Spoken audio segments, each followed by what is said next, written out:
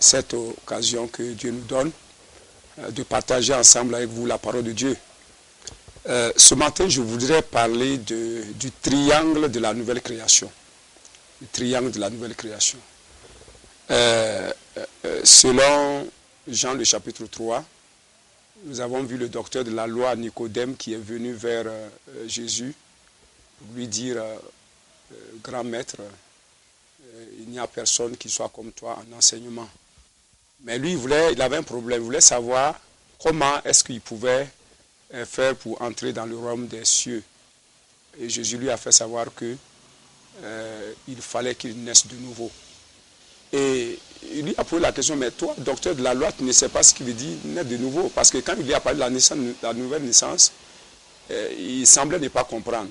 Et Jésus lui dit qu'en tant que docteur de loi, tu devrais comprendre la nouvelle naissance parce que c'est dans la loi, c'est dans l'Ancien Testament. Alors, même de nos jours, cette affaire de nouvelle naissance est une difficulté en compréhension pour le peuple de Dieu. Et ce matin, je voudrais essayer, par la grâce du Saint-Esprit, de passer par un croquis que j'appelle moi-même le triangle de la nouvelle naissance. Donc, à partir de là, c'est le triangle de la nouvelle naissance que je vais, d'ici là, essayer d'expliquer ce que ça contient. Okay. Donc, nous lisons dans Jean le chapitre 3, le verset 3. Il est dit, Jésus lui répondit, en vérité, je te le dis, si un homme ne naît de nouveau, il ne peut voir le royaume de Dieu. Il ne peut voir le royaume de Dieu.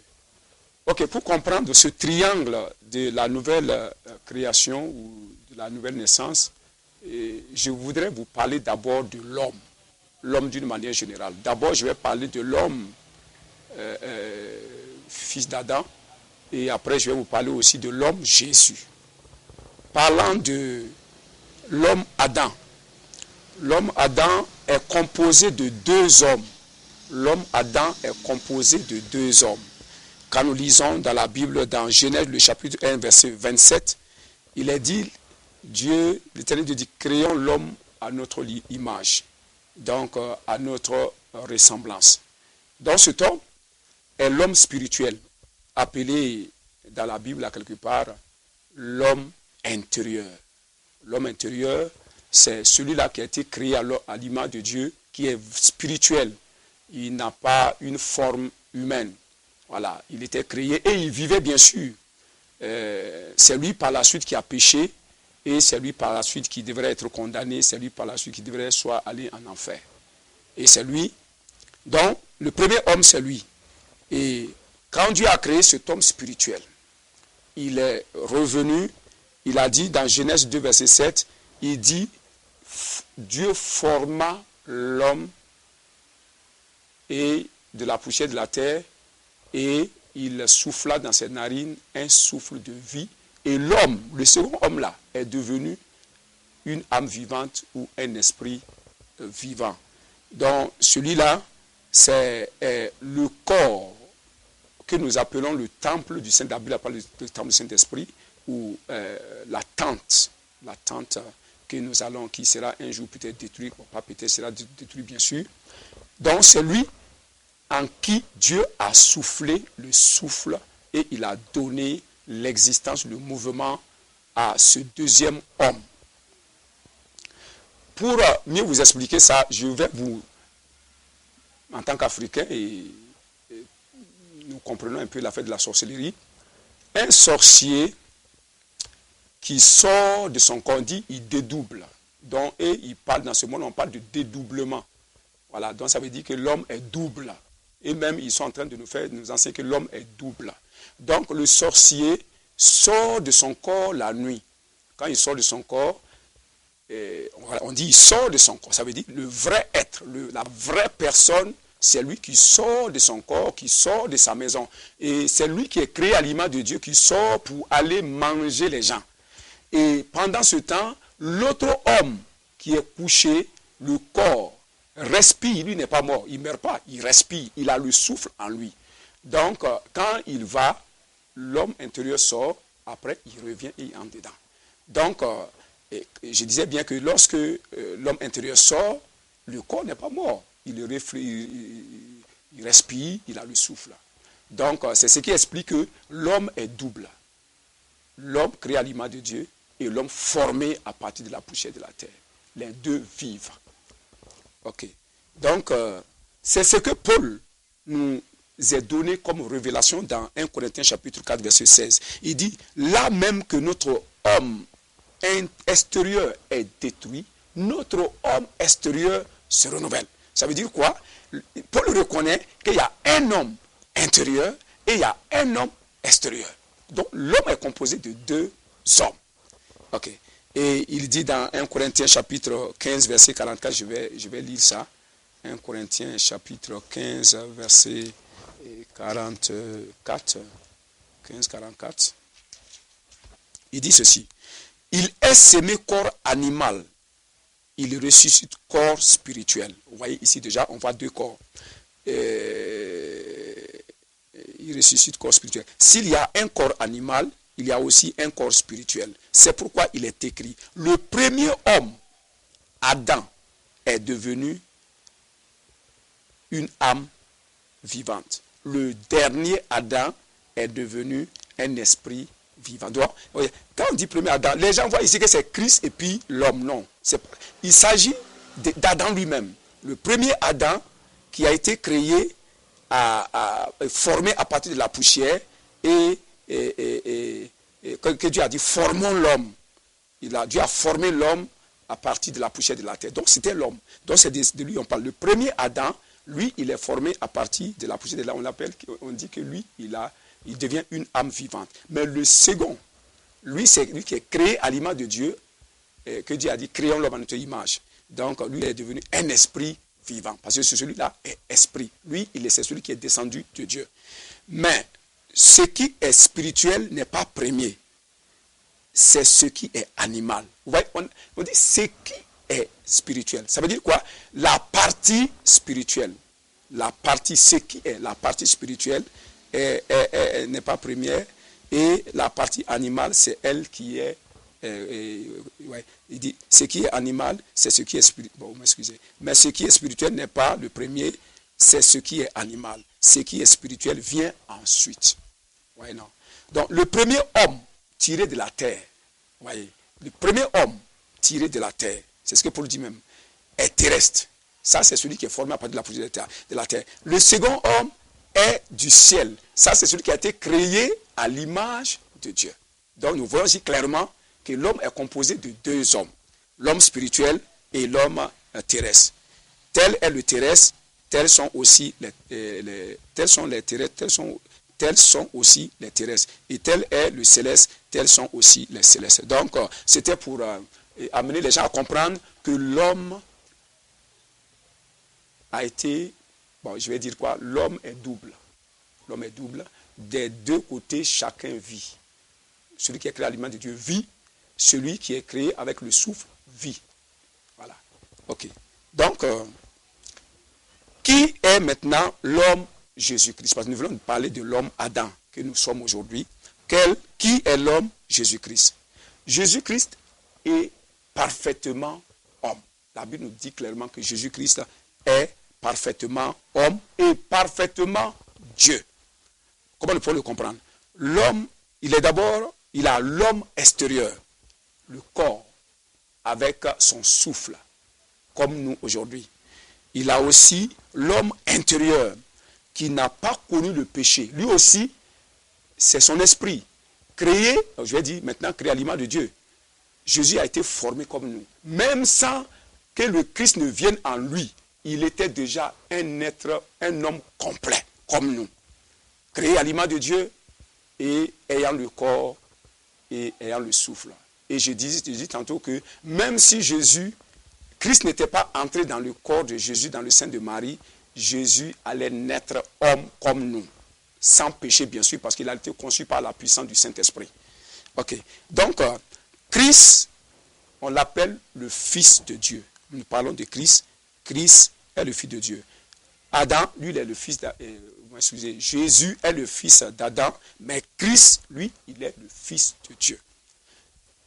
En ce sens que Hébreux chapitre 10, verset 5 nous dit, Christ entrant dans le monde dit, tu m'as formé un corps. Donc nous voyons ici, quand Dieu envoyait Christ, la Bible nous dit dans Jean que Jésus dit dans Jean, c'est Christ qui parlait bien sûr au travers de Jean, et au travers de Jésus. Christ parlait au travers de Jésus en disant, je suis sorti du Père, je suis sorti du Père, je suis venu dans ce monde.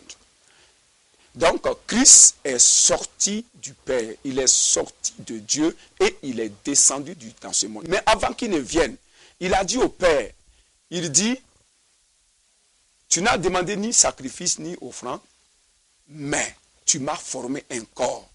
Quand tu m'as formé le corps et que j'ai vu le corps est prêt dans le sein de Marie, alors Christ dit, je viens maintenant au Père pour faire ta volonté. Donc nous voyons ici, le corps de Jésus était d'abord formé. Si nous voulons bien voir par rapport à Hébreu, le corps de Jésus était d'abord formé dans le sein de Marie. Ça s'est passé instantanément. Pendant qu'il y a eu la première formation, en même temps, Christ s'est dépêché du ciel et il est entré dans le corps de Jésus étant dans le sein de Marie. Donc, et c'est là que Jean chapitre 7, verset 7 dit, Christ veut dire fils de Dieu. Christ veut dire fils de Dieu. Et c'est là que Jésus a posé la question à ses disciples. Il dit que, qui dites-vous que je suis? Pierre qui a eu la révélation, il a dit, tu n'es pas Jésus que nous voyons, hein, Jésus que nous voyons là, ça y est, Nabi. Mais moi j'ai le discernement, j'ai la révélation. Celui qui parle en toi, celui qui agit en toi là, c'est le Christ. Christ qui veut dire le Fils du Dieu vivant.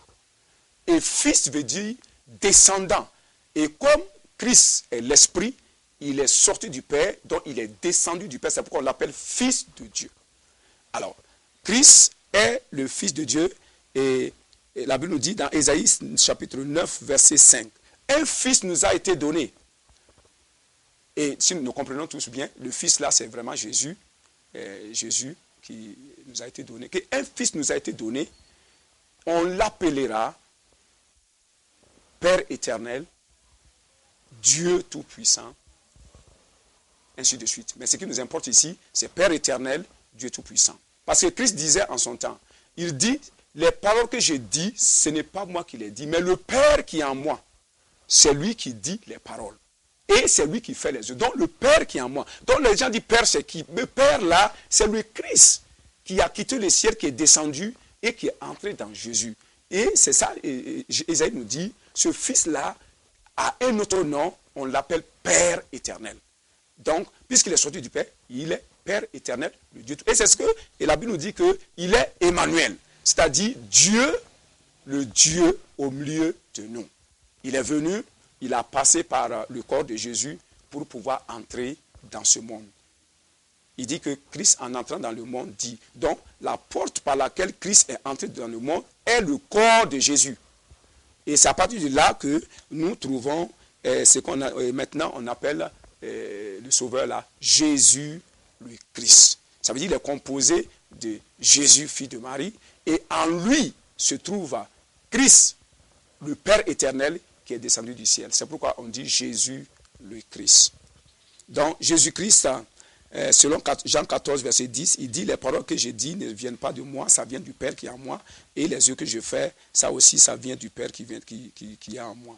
Alors, si nous voulons humainement parler, on va dire ici, Jésus est en train de dire, ce n'est plus moi qui vis, mais c'est le Père qui vit en moi. Ce n'est plus moi qui parle, c'est le Père qui parle à moi. Ce n'est plus moi qui agis, c'est le Père qui agit en moi. Donc, en d'autres termes, on va dire, ce n'est plus moi qui vis. Jésus a dit en son temps, ce n'est plus moi qui vis, c'est Christ qui vit en moi, Jésus. Ok, donc, c'était par rapport à ça. Maintenant, parlons de la nouvelle naissance. La nouvelle naissance est exigée pour entrer dans le royaume de Dieu à cause de l'homme intérieur qui a péché. L'homme intérieur a péché par la suite. Alors, ce que Dieu demande à l'homme pour entrer dans le royaume de Dieu, il doit être né de nouveau. Mais la nouvelle naissance ne concerne pas l'homme extérieur. Parce que l'homme extérieur il n'est pas dans le péché. Celui qui a péché, c'est l'homme intérieur qui est créé à l'image de Dieu. Donc la nouvelle naissance concerne l'esprit de l'homme. Ça concerne l'homme intérieur, créé à l'image de Dieu. C'est lui qui pèse, c'est lui qui insulte les gens, c'est lui qui doit être jugé. Donc la partie intérieure, c'est elle qui doit naître de nouveau. C'est pourquoi Jésus parle de la naissance d'esprit. La naissance d'esprit. Vous voyez. Donc, il a exclu carrément la partie corps. Mais il parle de la partie esprit. Celui qui est né d'esprit. Celui qui est descendu de nouveau de l'esprit. Ouais, non. Christ est sorti de Dieu. Et c'est ce Christ-là. La naissance de nouveau, c'est encore descendre de ce Christ-là. Avoir encore ce Christ-là en nous. Jean chapitre 3, verset 6 dit, « Ce qui est né de chair est chair. » Ça veut dire la partie de l'homme formée de la poussière de la terre. Elle est chair. Mais ce qui est d'esprit, la partie intérieure créée à l'image de Dieu, lui, il est esprit. Et c'est lui qui a besoin de la nouvelle naissance. Comment cela peut se produire?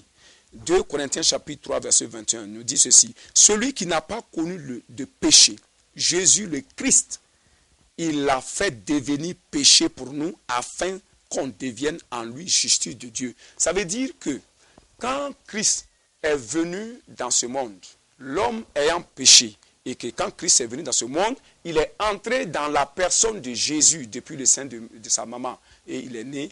Alors, pour que l'homme naisse de nouveau, il a fallu que Dieu prenne l'homme intérieur, l'homme créé à l'image de Dieu, celui qui a péché là, pour l'associer à Jésus.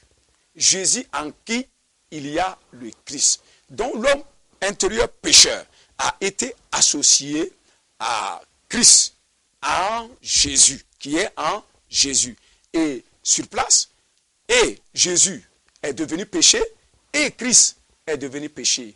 Parce que l'homme péché, l'homme qui a péché, s'est associé à eux. Mais c'était la sagesse de Dieu pour sauver l'homme. C'était la sagesse de Dieu pour amener l'homme à la nouvelle création.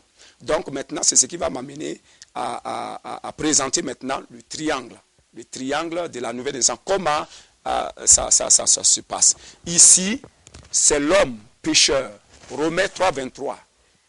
Romains 3, 23, qui dit que car tous ont péché et ils sont privés de la gloire de Dieu. Ce que vous comprenez ici bien, c'est qu'ici, il s'agit de la gloire de Dieu. Le péché a fait que l'homme est privé de la gloire de Dieu. Son grand problème est qu'il est privé de la gloire de Dieu. Mais en suivant le triangle, vous allez voir que l'homme, à la fin du triangle, va revenir retrouver la gloire perdue. Ok, donc maintenant, Romains 3, 23. L'homme a péché et il est privé de la gloire de Dieu. Et c'est comme je l'ai dit. Maintenant, Dieu a pris l'homme intérieur, celui qui a péché. Il a laissé le corps avec son souffle. Même si on enlève l'homme intérieur, comme le sorcier sort de son homme intérieur, le corps ne meurt pas. Alors, l'homme intérieur a été pris, et le corps est bien sûr là, avec son souffle. Ainsi, l'homme intérieur qui a péché a été conduit à la croix. Ici, ça c'est le deuxième point du triangle. Dans le deuxième point du triangle, nous avons la croix, nous avons le tombeau et nous avons le séjour des morts. Voilà, dans ce même cercle-là. Donc maintenant, l'homme a été conduit, pécheur a été conduit ensemble avec l'homme pécheur en Christ et en Jésus a été conduit à Golgotha sur la croix dans le but d'être condamné à cause de son péché. Ainsi, Jésus a été condamné, le Christ a été condamné, et toi aussi, tu as été condamné. Vous avez été tous condamnés ensemble sur la croix afin de payer le prix. Ok. Donc, c'est là que la Bible dit que, et selon le verset que nous venons de dire maintenant dans 2 Corinthiens chapitre 3, verset 23, qu'il est devenu péché. Et comme ils sont devenus péchés, ils doivent être condamnés. Donc, nous avons été condamnés ensemble à trois Christ, Jésus et moi et toi, ensemble, nous avons été condamnés sur la croix. Après la condamnation, d'abord, Galates chapitre 2, verset 20 dit, j'ai été crucifié avec Christ. Vous voyez, non? Donc, mon homme intérieur associé à Christ et en même temps à l'esprit de Jésus, le Fils de Marie. Donc, ensemble, nous avons été crucifiés sur la croix pour être condamnés. Et quand on est condamné, forcément vient la justification. Après la condamnation, vient la justification. Donc, après la condamnation, vient maintenant la justification. Et Jésus a été justifié après sa condamnation. Et Christ a été justifié après sa condamnation. Et toi aussi, tu as été justifié après ta condamnation. Oui. Et maintenant, Jean chapitre 10, versets 17 et 18, c'est là que Jésus a rendu son esprit. C'est là qu'il a rendu son esprit. Et maintenant, ça nous laisse à penser. Jésus avait dit entre-temps, il dit que, je ne sais pas si j'ai pu noter le verset, il dit que, c'est dans le même verset, il dit que j'ai le pouvoir de donner ma vie et j'ai le pouvoir de reprendre ma vie. Et c'est là, à la crucifixion, que Jésus a rendu, quand il mourait, il a dit, Père, je te rends, c'est ça, je te confie mon esprit. Son esprit ici, c'est pas l'homme créé à l'image de Dieu. Parce que si c'est ça, il y aura une contradiction. C'est son souffle. Parce que c'est le corps, le deuxième Adam, le corps qui mourait. Et dans la vie du corps humain là, du corps terrestre là, sa vie là, ça c'est le souffle. Ça c'est le souffle. Et il dit, je te rends mon esprit. L'esprit ici veut dire souffle. Donc, il remet son souffle au Père. Il a confié son souffle au Père. C'est là qu'il disait que j'ai le pouvoir de donner ma vie et j'ai le pouvoir de reprendre. Donc, ici, il venait de donner sa vie à Dieu, de confier sa vie à Dieu avant d'aller au tombeau. Donc, c'est ainsi qu'il a crié, il a dit, je confie mon esprit. Luc chapitre 23, verset 46, c'est là qu'il mourait. Il dit, Père, je remets entre tes mains mon esprit. Vous savez, si c'était l'homme créé à l'image de Dieu qui était allé au ciel, qu'il a remis entre les mains du Père, mais qui alors est descendu dans le séjour des morts, qui est descendu dans les profondeurs. Vous voyez, si nous croyons que c'est quand Jésus mourait, il était monté directement au ciel, alors maintenant qui est descendu dans le séjour des morts. Donc ça veut dire non, celui qui est mort, celui qui l'a confié à Dieu, c'était le souffle. Et ayant confié le souffle, qu'est-ce qui s'est passé maintenant? Maintenant, il est mort. On a enlevé le corps maintenant de Jésus. On a enlevé le corps de Jésus. On l'a amené maintenant dans le tombeau. On l'a amené... on a amené son corps dans le tombeau. Et de son tombeau, l'esprit de Jésus. Et le Christ. Et toi, ton homme qui a péché, ensemble, vous êtes descendus dans le séjour des morts. C'est ça que Éphésiens chapitre 4, verset 8 nous dit, il est descendu dans les régions inférieures de la terre. Il est descendu dans les régions inférieures de la terre. Apocalypse 1, 18 nous dit, j'étais mort, et voici, je suis vivant au siècle des siècles. Je tiens les clés de la mort et les clés du séjour des morts. Donc, vous voyez, quand Christ, le corps de Jésus a été amené dans le tombeau, Christ, Jésus, son homme créé à l'image de Dieu, bien sûr, et toi, ton homme créé à l'image de Dieu, ensemble, nous sommes descendus dans le séjour des morts. Parce que nous étions en Christ, nous sommes morts avec lui, enterrés. Il n'y a pas eu de séparation. Depuis que Dieu nous a unis à lui pour mourir, il n'y a plus de séparation. On est unis à lui jusqu'à entrer dans le séjour des morts. Donc nous sommes descendus dans le séjour des morts. C'est pour dire, mon frère, que là où tu es, ton être intérieur a déjà connu le séjour des morts. Tu connais l'Hadès. Tu connais la demeure de la mort. C'est pourquoi ici, il y a une délivrance ici. Si tu as la révélation, tu as une délivrance ici. On combat, on chasse l'esprit de mort. On chasse l'esprit de mort. Mais tu ne sais pas. Parce que quand l'esprit de mort vient, il vient pour attaquer ton esprit, bien sûr. Il a l'intention de doter ton âme, de doter ta vie, de détruire d'une manière ou d'une autre. Mais ce que tu dois savoir maintenant est que toi et puis Christ et Jésus, vous êtes entrés dans le séjour des morts. Et Christ a pris les clés, le pouvoir de la main de la mort. Si aujourd'hui, un esprit de mort te poursuit, c'est très simple. Dis à cet esprit-là, dis, même si tu rêves de ça, tu te lèves, tu t'assois tout bonnement. Tu dis à ce démon-là, tu dis, ne me connais-tu pas, ne me reconnais-tu pas? Je sais que quand Christ venait dans le séjour des morts, tu n'avais pas vu que nous étions trois? Nous étions trois. Il y avait Christ, il y avait Jésus, il y avait moi. Nous sommes tous venus là-bas et Christ a retiré de la main de la mort les clés. Donc je connais si c'est toi tu es un démon, toi tu es un seul démon. Mais moi, j'ai connu la mort, j'ai connu la mort elle-même, j'ai connu l'immensité des morts qui étaient là-bas. Ils n'ont pas pu me retenir. Et après, nous sommes ressortis. Si toute la mort entière et le séjour des morts n'ont pas pu me retenir et je suis sorti, toi seul, qu'est-ce que tu peux faire ici? Tu es venu seulement pour t'amuser. Toi, mon frère, donc c'est comme ça.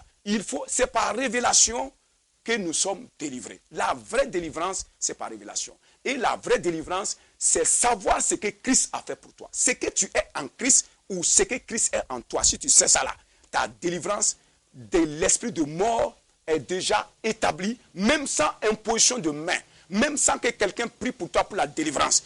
La parole de Dieu te délivrera. Vous connaîtrez la vérité et la vérité vous rendra libre. Et cette vérité spirituelle vous rend libre si vraiment vous appliquez cette parole. Ça, c'est quelque chose qu'on a vécu ici. Il y a des gens qui étaient poursuivis par l'esprit de mort depuis que le Seigneur nous a révélé que nous sommes en Christ, nous étions en Christ et nous sommes descendus dans le séjour des morts. Et nous avons en Christ vaincu la mort, prendre le pouvoir de sa mort et puis ressortir. Qu'est-ce qui peut nous faire quelque chose? Donc depuis là, les gens sont délivrés, auto-délivrance. Mais il y a une deuxième idée que je vais vous dire, c'est que Christ lui-même, je dis que c'est dans la connaissance de l'identité de Christ que nous parvenons à la gloire de Dieu. La gloire de Dieu, c'est d'une partie la délivrance. Ok, donc la Bible nous dit quoi? Que Christ est la résurrection et la vie. Christ lui-même, ce n'est pas qu'il ressuscite, il est lui-même la résurrection. Et ce Christ-là demeure en toi aujourd'hui.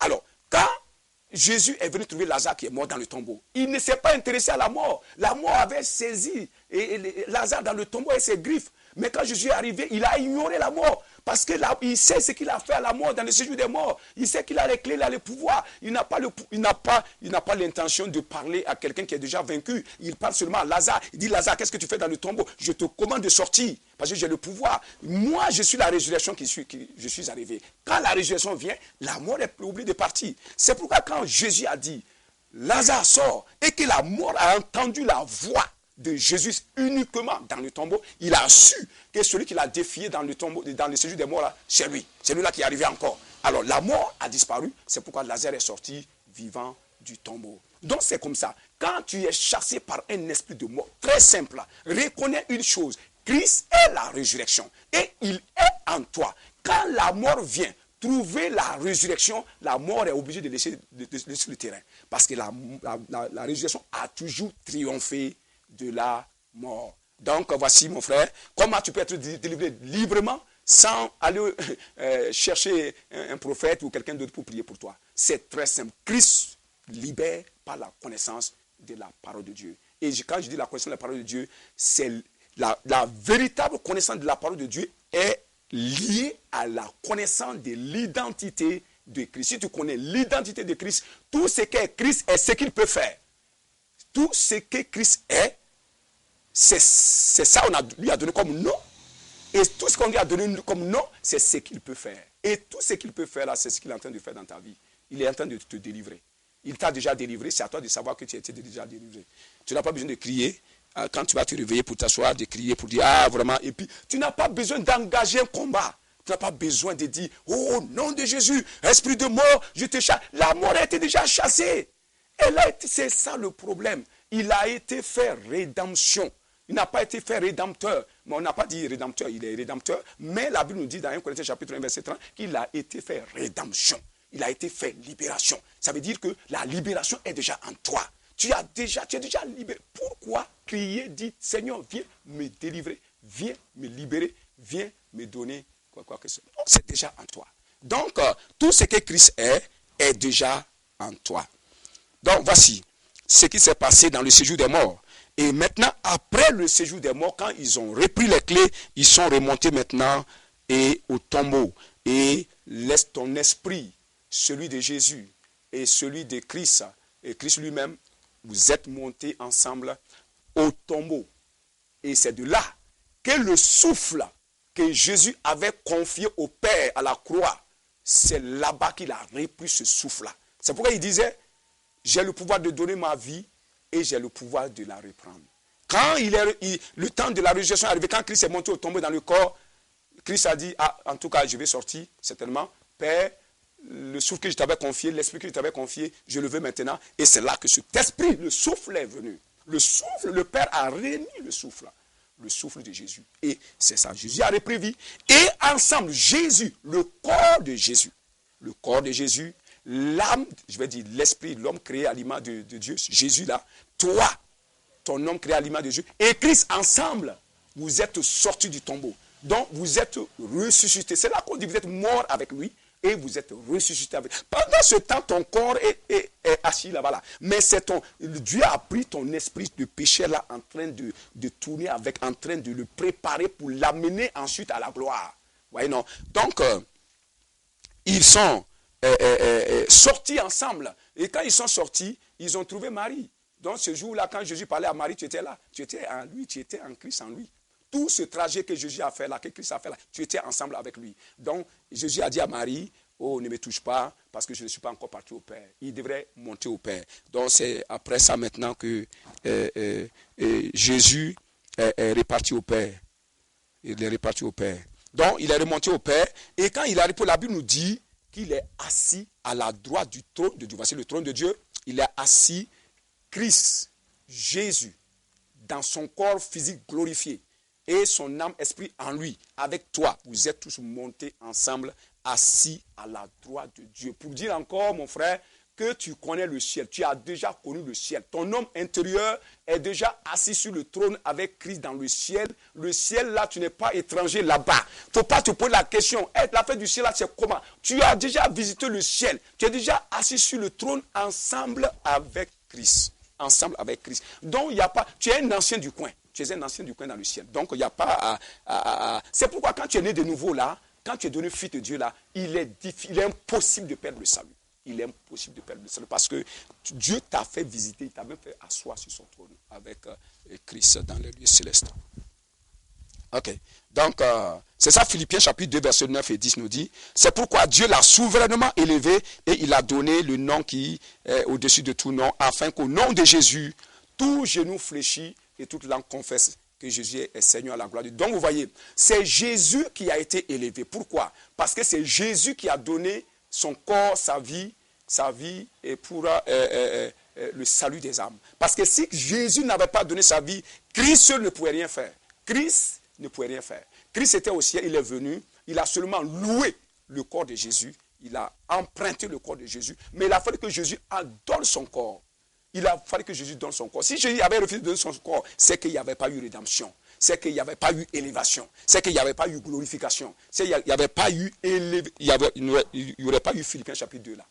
Ouais, non. Donc, c'est Jésus qui a été élevé ensemble avec Christ et ensemble avec toi et a été glorifié auprès de Dieu dans les lieux célestes. Colossiens chapitre 3, verset 3 dit, vous êtes morts et votre vie est cachée avec Christ en Dieu. Vous voyez, non? Quand vous êtes mort, enterré, vous êtes mort ici, votre vie est cachée en Christ. Christ qui est Dieu. Ensemble, vous n'avez pas fait tout ce trajet-là. Remontez. Donc, vous êtes mort et votre vie est cachée avec Christ en Dieu. Et c'est pourquoi, plus loin, on dit que quand Christ apparaîtra, il est où? Il est parti au ciel. Il est assis dans les cieux. Quand il apparaîtra, donc, vous apparaîtrez avec lui. Votre vie, vous apparaîtrez avec lui dans sa gloire. C'est-à-dire votre vie qui est en lui, là aussi, va apparaître. Donc, ça veut dire, ça justifie le fait que quand Christ est monté au ciel, vous êtes montés ensemble. Quand il est assis là-bas, vous êtes assis ensemble. Quand il va réapparaître, vous allez réapparaître ensemble. Ok. Et je vais vous annoncer en avance que vous avez déjà réapparu. Christ a déjà apparu. Il a déjà apparu. Et s'il n'avait pas réapparu, c'est qu'il n'était pas né de nouveau. Donc, Maintenant, selon Colossiens chapitre 3, verset 4, Jésus-Christ a été glorifié, a été élevé. Il a reçu la gloire. Donc quand il recevait la gloire, toi qui avais perdu la gloire ici dans Romains 3, 23, tu avais perdu cette gloire-là. Ici, en Christ, cette gloire est revenue. Quand Jésus a été glorifié, tu étais en lui. Ensemble, vous avez été glorifiés. Et c'est après cette gloire, maintenant, la Bible dit que quand Christ, en qui vous êtes, quand il apparaîtra, vous apparaîtrez avec lui dans la gloire. C'est là, cette apparition-là, c'est quand maintenant Christ a quitté, comment dirais-je, après avoir reçu ses honneurs, son élévation, il est descendu maintenant dans le corps d'où on avait enlevé l'homme pécheur pour amener à la croix. Donc vous voyez, l'homme pécheur venu condamné, justifié, glorifié, retourne dans son homme extérieur, le corps. Il retourne en lui maintenant Christ. Parce que quand il retournait, il était dans Christ. Et Christ s'est retourné maintenant dans ce corps-là. Pendant que toi-même, tu es en lui. Donc c'est ça maintenant on appelle la nouvelle création. La nouvelle création, c'est tout un système. Ouais, c'est toute une œuvre que Dieu a accomplie. Tu as quitté, tu es mort, tu as été enterré, tu as été glorifié, tu es revenu encore à ton corps. Donc voici cet homme pécheur devenu régénéré, devenu né de nouveau. Et c'est là maintenant.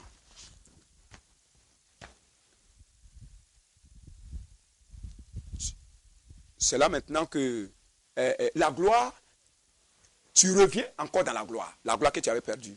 Et vous allez voir ici que là, cette gloire est doublée maintenant.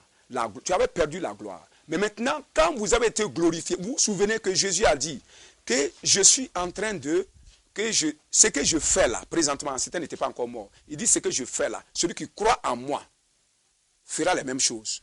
Lui, il fera les mêmes choses. Maintenant, il dit, après, il fera de plus grandes. Parce que je m'en vais au Père. Ça veut dire quoi? Parce que Christ sait que là où il est présentement, il n'est pas encore glorifié. Donc, Dieu, il avait tout le pouvoir. Christ qui agissait en Jésus avait tout le pouvoir. Parce qu'il est Dieu. Il ne manquait pas de pouvoir. Mais seulement Dieu ne l'avait pas permis, quand il était en Christ, quand il était en Jésus plutôt, d'opérer avec toute la puissance. Maintenant, parce que pourquoi Jésus et Dieu avaient fait ça? Parce qu'il sait qu'il va rémunérer Jésus. Il va rémunérer le Christ. Il va l'élever. Il va lui donner un pouvoir au-dessus de tout pouvoir. Maintenant, s'il lui permettait d'exercer toute la puissance, tout le pouvoir, maintenant quand il allait l'élever, comment est-ce que les gens allaient savoir qu'il est élevé? Parce que s'il n'y a plus d'action à faire, s'il n'y a plus d'œuvre à faire, s'il n'y a plus d'autre puissance à manifester, nous qui n'avons pas vu quand est-ce qu'il a été élevé là-bas, parce que nous sommes des humains, nous ne pouvons pas savoir que Jésus a été glorifié. Vous voyez, non? Donc, c'est pourquoi Dieu a réservé les plus grandes œuvres. Il a dit, Jésus et Christ, tu ne feras pas les plus grandes œuvres, garde-les en attendant. Quand je vais te glorifier, je vais t'élever. Maintenant, je te donnerai tout pouvoir. C'est pourquoi, après sa résurrection, il a dit, tout pouvoir m'a été donné. C'est pourquoi aller partout. Tout pouvoir. Donc, ça veut dire, avant, on ne lui avait pas donné toute l'autorisation d'exercer toute la puissance. Vous voyez, non? Donc, Christ glorifié, on lui a donné tout pouvoir. Et c'est ce même Christ qui a reçu tout le pouvoir qu'il ne lui était pas permis d'exercer pendant qu'il était dans le corps de Jésus. C'est lui qui est venu s'asseoir en toi. Et c'est pourquoi Christ disait en Jésus en ce temps que lorsque je serai monté au ciel, alors vous allez faire des choses que je n'ai même pas fait. Vous allez faire les mêmes choses que je n'ai pas faites. Et vous allez faire ce que j'ai fait. Merci. Vous allez faire ce que j'ai fait, mais vous ferez au-delà. Vous ferez les mêmes choses, mais au-delà des plus grandes choses. Donc, ça, c'est une bonne nouvelle de comprendre que nous avons reçu Christ, mais glorifié. Pendant qu'il était en Jésus, il avait le pouvoir. Mais présentement, le même Christ glorifié est revenu en nous. Il a tout pouvoir. Et c'est ce grand pouvoir-là qu'il est en train de vouloir exercer au travers de toi et au travers de moi. Maintenant, comment ce Christ en toi peut, cette puissance, cette grande gloire en toi que tu viens de recevoir, ce que tu avais perdu, mais tu as reçu maintenant double. Parce que la Bible nous dit que quand quelqu'un te vole quelque chose, à la fin, on te paye ça au double. Vous voyez, c'est pourquoi quand on a perdu la première gloire dans Romains 3, 23, quand ça revenait, c'est revenu au double. Nous avons reçu une gloire, mais doublée. Et nous avons cette gloire doublée, cette puissance doublée. Mais c'est pas nous qui avons cette puissance. Celui qui était en Jésus, c'est le même qui est en nous, avec maintenant tout son pouvoir doublé, en train de vouloir exercer ça au travers de toi et de moi. Donc en toi se trouve toute la puissance de la résurrection. Quand on dit, Paul dit qu'il veut connaître la puissance de la résurrection, ça veut dire quoi? La puissance de Dieu est tellement infiniment grande qu'on ne peut pas la mesurer. En voulant la mesurer, la Bible dit, il parle ici de puissance de la résurrection. Parce que tu peux avoir une puissance qui va guérir quelqu'un, mais cette même puissance ne peut pas ressusciter quelqu'un. Parlons maintenant sur le plan naturel. Les docteurs peuvent avoir une puissance, ou bien les sorciers, même pour guérir quelqu'un, mais pour le ressusciter, il n'a pas ce pouvoir. Ça veut dire que la puissance de la résurrection est le degré terminal, comment dirais-je, de la puissance. Bon, pas terminal, là. Je ne sais même pas comment je vais expliquer ça en langage humain, mais c'est pour dire que la chose la plus difficile à faire, la chose la plus impossible à toute puissance, la puissance de Dieu peut faire ça. Ça, c'est la résurrection d'un homme. Donc, la puissance de Dieu est tellement grande qu'elle ressuscite l'homme, différemment des autres puissants que nous pouvons trouver sur la terre. Que ce soit sorcier, que ce soit marabout, que ce soit puissance de la médecine ou quoi, la puissance de Dieu est supérieure et Dieu la mesure, pour que nous puissions la comprendre. Il dit qu'elle peut ressusciter les morts. Donc, comment est-ce que cette puissance, qui n'était pas exercée dans le corps de Jésus, peut être exercée en toi maintenant? Premièrement, tu dois savoir. Parce que les gens disent qu'il faut croire. On ne peut pas croire sans savoir. Pourquoi? Parce que si moi je ne te connais pas, je ne te crois jamais. Je ne peux pas te croire. C'est ce que je sais que je crois. Et maintenant, comme on dit croire en Dieu là, on ne peut pas croire en Dieu en tout. Parce qu'il y a plusieurs domaines de la vie. Si tu as vu Dieu guérir quelqu'un, alors tu as su qu'il guérit, parce que tu sais maintenant, tu peux mettre ta confiance en lui, tu peux faire foi en Dieu par rapport à la guérison. Si tu as vu qu'il bénit les gens, ça tu as su ça, donc tu as connu. Parce que tu as connu, alors encore tu peux faire foi en lui par rapport à la richesse, ainsi de suite. Donc c'est toutes ces connaissances-là. Quand un homme a toutes ces connaissances de Christ et arrive à mettre sa confiance en lui, c'est quand on dit qu'il a une grande foi. Une grande foi veut dire que tu as une grande connaissance de la parole de Dieu. De la parole du Christ, pas la parole de Dieu. Pas la parole de Dieu. Parce que les païens connaissent la parole de Dieu. La foi ne vient pas de la parole de Dieu. La parole de Dieu, c'est la Bible, ce qui est écrit là. La parole de Dieu, c'est ce qu'on lit. Mais la parole du Christ, c'est ce qu'on entend. Selon dit Romains chapitre 10, il dit que la foi vient de ce qu'on entend, pas de ce qu'on lit. Si c'est de ce qu'on lit, là, ça c'est la parole de Dieu, la parole écrite. Et là, les païens allaient être des chrétiens, ils allaient croire en Dieu. Mais on dit que ça vient de la parole de Christ. Ça veut dire que le Christ qui est en toi, selon 1 Jean chapitre 1, verset 27, 2 verset 27, il dit que l'onction qui est en nous, c'est Christ. Il nous enseigne toutes choses. Donc lui, il est là pour nous expliquer la parole de Dieu. Donc la révélation, la parole de Christ, c'est la révélation de la parole de Dieu. De la parole de Dieu. La parole de Christ, c'est l'explication exacte donnée par celui qui connaît Dieu et qui connaît Dieu dans toute sa totalité. C'est l'explication que ce monsieur-là nous donne qui s'appelle Christ. Donc c'est ça. Quand l'explication est donnée au sujet de la parole de Dieu et quelqu'un saisit, alors il fait confiance en ça, il a foi. La foi vient de ce qu'on entend, la foi ne vient pas de ce qu'on lit. Ok. Donc maintenant, tu as compris que Christ, par exemple, Christ peut ressusciter un mort, par exemple. Tu as cru à ça et qu'il est en toi. Cette grande puissance est en toi. Ce grand pouvoir est en toi. Ce n'est pas à toi de l'exercer, c'est lui en toi qui veut l'exercer. C'est lui qui veut manifester. Mais il attend quoi? Il ne peut pas manifester. Pourquoi il est en nous, ça ne manifeste pas? On est ignorant de ça. Voilà. Maintenant, quand tu as la connaissance, maintenant, la connaissance vient avec la foi.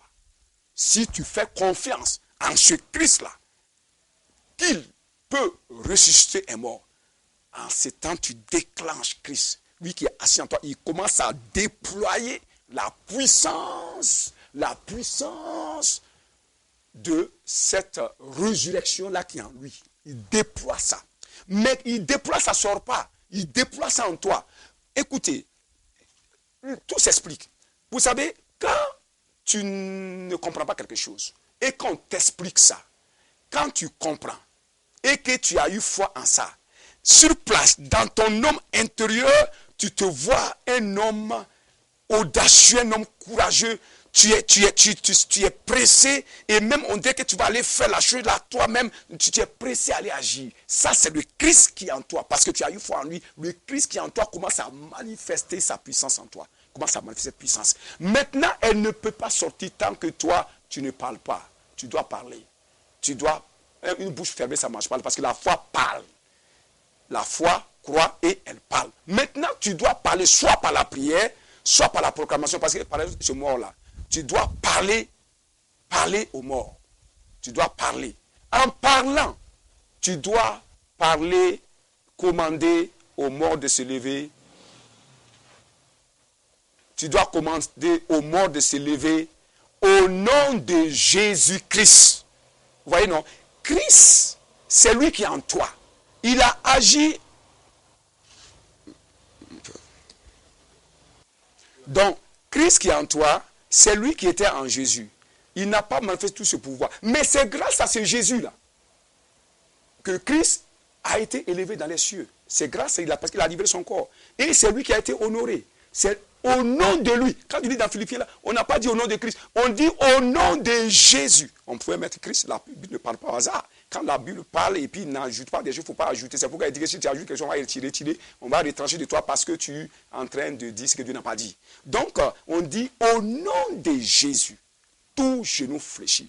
Ça veut dire maintenant, tout le grand pouvoir qui doit s'exercer sur la terre maintenant, tout le grand pouvoir que Dieu a donné à Jésus et que Christ a eu avec lui, il est descendu, habité en toi, qui doit exercer en toi. Ce pouvoir n'avait pas été exercé en Jésus, mais Christ n'acceptera jamais exercer ce pouvoir-là, si ce n'est pas par la permission de celui qui a permis qu'il reçoive le tout pouvoir. C'est pourquoi, quand tu crois que Christ peut ressusciter les morts, sa puissance peut le faire, tu dois demander la permission à celui qui a reçu tout pouvoir, celui au nom de qui est assis sur le trône, à la droite du Père, qui est en train d'intercéder pour nous. Et c'est en son nom que la permission est donnée à Christ d'opérer ouvertement sa puissance. Sinon, il respecte Jésus. Christ même respecte Jésus. Pourquoi? Parce qu'il respecte le décret du Père. Il respecte le décret. Parce que le Père, c'est lui qui avait dit, on ne doit pas tout exercer. On doit tout de pouvoir. Mais après la résurrection, il pourra exercer. Donc, le Christ, vous m'excusez. Après la résurrection, le pouvoir sera donné à Jésus. Et c'est au nom de Jésus maintenant que tout pouvoir pourrait être exercé sur la terre. Donc maintenant, c'est un décret. Si ce n'est pas par le nom de Jésus, ce n'est pas possible. Dieu a fait ce décret-là. Mais Christ respecte le décret de Dieu. C'est pourquoi quand même tu as foi, tu dois forcément faire recours au nom de Jésus. Et maintenant, le nom de Jésus te donne la permission, maintenant, ou donne la permission à Christ de maintenant libérer cette onction qui est en toi. C'est à partir de toi que Christ va sortir pour aller opérer. Et en ce temps maintenant, qu'est-ce qui se passe? Le Saint-Esprit, parce que Christ ne sort pas. Christ, il est toujours en toi, il ne sortira pas pour aller réveiller le mort. Le Saint-Esprit qui est avec toi, parce que Jésus a dit, que je reviendrai avec vous, il enverra le Saint-Esprit. Il sera en vous et il sera avec vous. En vous là, ça c'est le Christ. Avec vous là, ça c'est le Saint-Esprit. Et le Saint-Esprit, c'est le bras du Christ. Le Christ est en toi. Celui qui est avec toi, l'Esprit de Dieu, c'est son bras qui peut aller opérer ailleurs. Donc maintenant, quand Christ libère sa puissance par la permission du nom de Jésus que toi-même tu prononces, alors le Saint-Esprit qui est avec toi prend maintenant cette puissance et maintenant il va directement à la cible, il va attaquer la mort maintenant dans le corps de ce monsieur-là et maintenant cette puissance de résurrection libère maintenant, chasse la mort et libère le cadavre. Voici comment est-ce que nous naissons de nouveau et comment et quelle puissance nous avons reçue par la nouvelle naissance. Une puissance extraordinaire, celle qui est Christ. Mais Christ n'opère pas tant que tu n'es pas au courant de ça. Tant que tu ne sais pas ce qu'il est en toi. Tant que tu ne sais pas et que tu ne crois pas, ça ne bouge pas Christ. Même si tu vas mourir, tu mourras, mais Christ ne fait rien. Mais dès que tu vas reconnaître ce qu'il est là pour faire en toi, ce qu'il est sur place, il commence à se manifester. Mais ce n'est pas la fin des choses. Tu dois savoir que Christ n'agit que par autorisation de Jésus. Au nom de qui tout genou fléchit, toute langue confesse, au nom de qui tout pouvoir peut être exercé sur la terre. Alors maintenant, quand tu le fais, maintenant Christ est d'accord avec toi. C'est en ce temps maintenant que la puissance est libérée et maintenant le Saint-Esprit prend cette puissance-là et il va. Je vais terminer avec une histoire de l'homme centenier qui est venu voir Jésus. Son serviteur était malade. À la maison couché dans un village, je pense. Et maintenant, il est venu trouver Jésus. En qui il y a Christ? Il est venu trouver Christ. Jésus avec Christ en lui. Donc, il a demandé à ce que le Christ qui est en Jésus là puisse guérir son serviteur. Alors, et il a eu foi en lui, il a prouvé à Jésus. Vous devrez pouvoir prouver à Jésus ce qu'il est. C'est ça. La foi en Christ, c'est pouvoir prouver par un langage à Jésus. Je sais ce que tu es. Je sais que tu es le Christ. C'est ce que Pierre dit. Je sais que tu es le Christ. Je sais que... Et Jésus a dit, tu es roc. Tu es pierre. Et sur cette pierre-là, je bâtirai mon église. Je bâtirai mon église. Et les portes de l'enfer n'auront pas d'avantage sur ça. Vous voyez, non? Donc la révélation, c'est savoir qui est Jésus et pouvoir le lui dire. Pouvoir le lui dire dans ta prière, pouvoir le lui dire dans ta proclamation. C'est ça maintenant qui amène Christ à agir en toi. Donc, c'est ça en somme le message que j'avais pour vous. Donc, vous avez une grande puissance en vous. Ne doutez pas. N'ayez pas peur. Apprenez à connaître Christ. Si vous le connaissez à fond, je viens de vous expliquer qu'il est la résurrection et la mort. Je viens de vous expliquer que, comment dirais-je, la puissance qui est en toi peut ressusciter les morts. Il est là en toi pour opérer toutes ces choses-là. En tant que nouvelle création, la Bible dit que la création, c'est-à-dire les hommes entiers, les hommes dans le monde entier attendent que le Christ qui est en toi se manifeste. Le Fils de Dieu se manifeste. En comment? Il veut se montrer ce qu'il est en toi là. Si tu le permets, ne lui permets pas la foi au travers de la connaissance de lui, alors il va se révéler aux hommes sa puissance, sa providence, sa guérison, sa santé, sa victoire, sa rédemption, sa sanctification. C'est ça, on dit que le Fils veut se révéler. Alors, croyez en Dieu, appliquez cette parole et vous allez voir ce que Dieu a fait dans votre vie dans le nom de Christ Jésus. Amen. Ok. C'est pourquoi, frères et sœurs, vous qui m'écoutez, je vais vous d'abord dire une chose.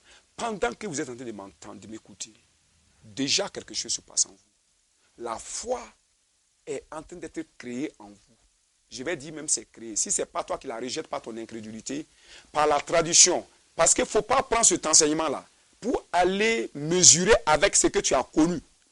Parce que ce que tu as connu ne t'a pas libéré jusqu'à présent. Ce que tu viens d'entendre là, et c'est savoir. Il ne faut pas gâter cet enseignement-là par quelque chose qui t'a fait souffrir ou bien qui t'a laissé souffrir pendant des années. Ok. Donc, cet enseignement que tu viens d'entendre, Jésus a dit, parce que vous venez d'entendre ce que j'ai dit, alors vous êtes déjà pur. Et il dit, vous connaîtrez la vérité, elle vous rendra. Je vais vous dire simplement, parce que vous avez entendu ça là, vous êtes déjà libérés. Si vous restez sur cette parole, vous ne laissez pas Satan vous tromper encore, je vous dis clairement, vous êtes déjà libérés. Mais maintenant, ce que je vais dire maintenant pour toi qui ne connais pas Jésus, je dis, cette grande puissance, ce grand pouvoir-là ne peut être obtenu que lorsque tu es associé avec Jésus, ensemble avec Christ, pour aller à la condamnation, dans la peau de Jésus, pour que là où il y a eu condamnation, il y a justification. Donc maintenant, justifié, tu peux être glorifié Et maintenant, tu peux être appelé enfant de Dieu, fils de Dieu, et pouvoir bénéficier de toutes ces grâces que nous sommes en train de vous annoncer. Parce que ta vie ne sera plus jamais la même si tu donnes ta vie à Jésus pour faire passer par tout ce triangle-là. Une fois que tu vas passer par là et puis revenir là, ta vie ne sera plus jamais la même. Tu seras une personne différente. Tu seras une personne extraordinaire. Ce n'est pas le christianisme que nous avons connu depuis longtemps. Les gens sont là dans la médiocrité. Non, c'est le manque de connaissances qui a fait que les gens ne font pas confiance au christianisme. Mais je vous dis, la Bible a dit dans la fin des temps, il y aura des révélations. Il dit même le sot va connaître le chemin de Dieu. Il est dit que la terre sera remplie de la connaissance de Dieu. Parce que Christ sera là et il va commencer à nous enseigner. Voici ces enseignements qui sont en train de passer. Prends ça, convie-toi à Jésus, convertis-toi et tu vois ce qui va se passer dans ta vie, dans le nom de Christ Jésus.